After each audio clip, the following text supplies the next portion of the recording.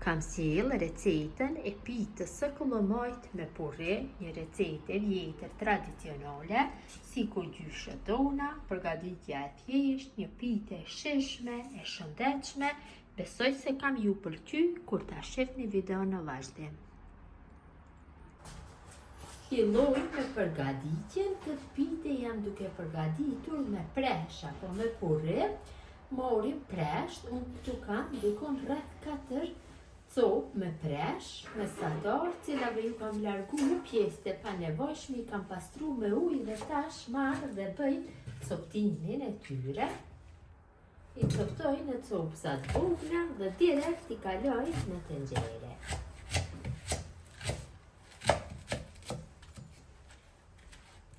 Një thikë të mbret, mund t'ja dini.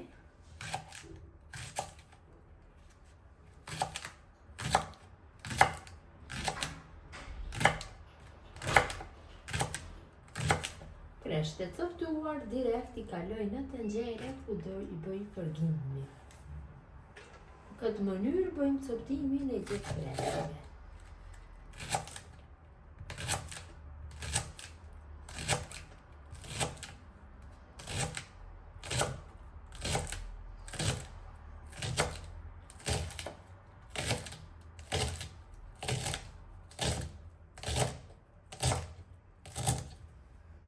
Tenxherën me presht e coptuar e vendosim në zjarr, ja hedhim një lugë mesme me krep dhe i shtoj në vaj dikon 70-80 ml dhe në temperaturë mesatare i fërgojmë preshët derisa të zbuten mirë. Preshët janë zbutur mjaftueshëm, i kam përzier vazhdimisht gjatë kohës së fërgimit, tash i largojmë nga zjarri. Pasi preshët i kam largu nga zjarri, i kam lënë që të ftohet, tash e shtojna 500 gram me kos. E përzi masën mirë, kur t'janë të nxehtë, asesi nuk ja hedhni kosin, sepse kosi do hollohet shumë dhe do e hupat formën e duhur. Mjaftueshëm kam bërë përzierjen. Tash e përgatisim brumin. Këtu në kam 3 gota me miell misri. Miell misri bio. Qofse nuk keni miell misri bio, e kam cek dhe në për video tjera, mund ta përgatitni me miell misri të marketit, mirë po mund të bëni dhe kombinimin e miellit të me polenta. Ja shtojna një lugë të mesme me krep. Këtu kam 3 gota me miell misri, gotat nga 200 ml. Dhe për formimin e brumit na nevojitet ujë vali nxehtë. Mosat e ujit nuk dihen asnjëherë fikse. Shtojmë e përzim derisa ta fitojmë një masë mjaftueshëm të lëngshme që ta kemi më lehtë që ta shtrijmë për tepsinje. Mund ta lëni edhe një masë pak më të trash, mirë po më e lëngshme, më lehtë është që të shtrihet për tepsinje. Kështu e përzi. Përgatitja e pitëve të kullumojta nuk ju merr një kohë gjatë, janë shumë të shishme, të shëndetshme. Tamam, kjo është receta tradicionale e gjyshëve tona. Shtojmë ujë, kështu, pjesë dhe e përzim derisa të arrijë trashësinë e duhur.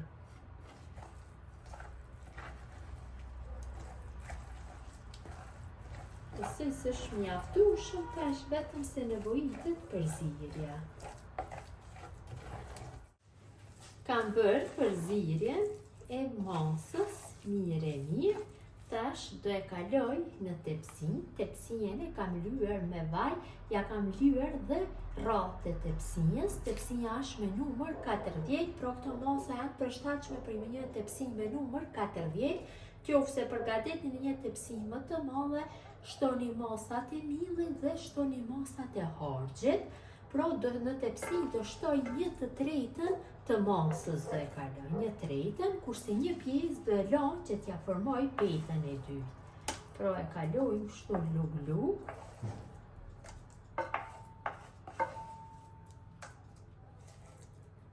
Kjo është mjaftueshëm për petën e dytë. Tash me lugë apo me dorë e përhapim Kështu, masën në përgjithë tepsi, mundohem që t'ja jap trashësinë e njëjtë nga gjithë anët.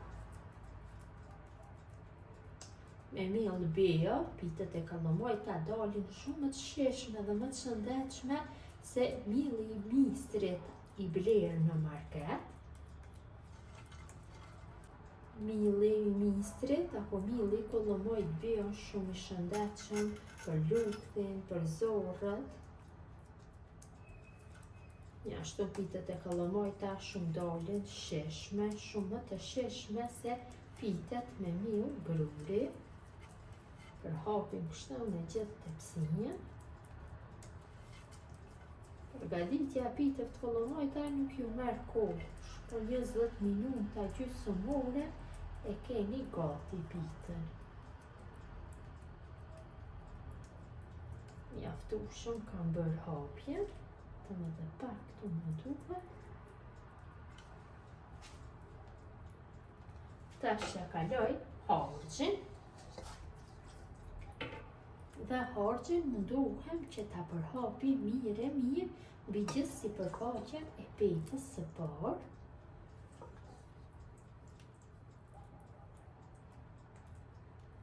Trashësia mundohem të jetë e njëjtë nga gjithë anët.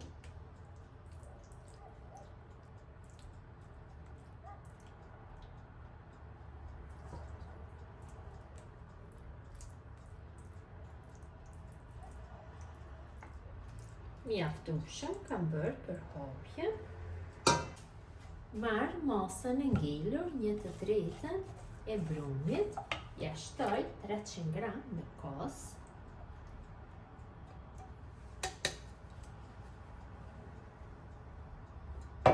Shtoj 2 vezë dhe 200 gram me gjallë ose margarin. Të shkrirë kështu. Dhe masën vetëm se tash do e përziej mirë. Pra të bëjmë një masë të një tëraq. Përziejmë dikon për 2-3 minuta sa të bëhet bashkimi i gjithë përbërësve.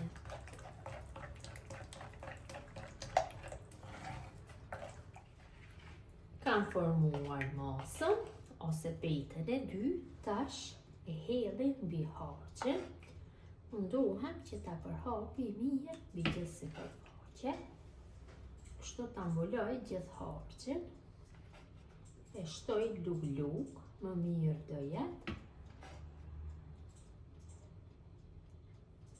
Këtë mënyrë e përhapim gjithë petën e dytë.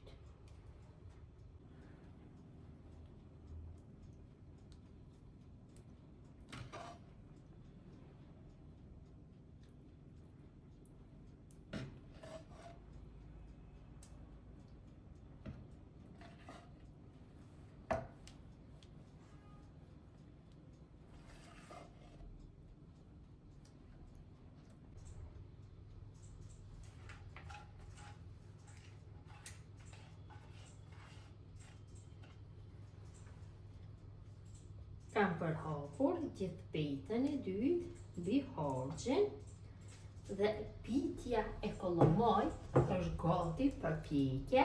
Gjatë kohës së përgatitjes e kam nxjerr furrën në 220 gradë në temperaturë do pjeki rreth 30 minuta. Kam largu nga furra pitën, ka një aromë jashtëzakonisht të mirë. Tash sipër i shtojna jogurt apo dhallë, kështu që të zbutet dhe jep një shije shumë të mirë. Zbutet nuk jetë e fortë. Kështu mundohem që ta përhapim nga gjithë anët, dikon rreth 200 ml me dhallë apo me jogurt ja shtojna sipër. Tash do e merr kështu dhe do ftohet dhe do jetë gati për konsumim. Dhe është gati pitja për konsumim. Ta largoj një pjesë dhe ta shihni se si ka dalë.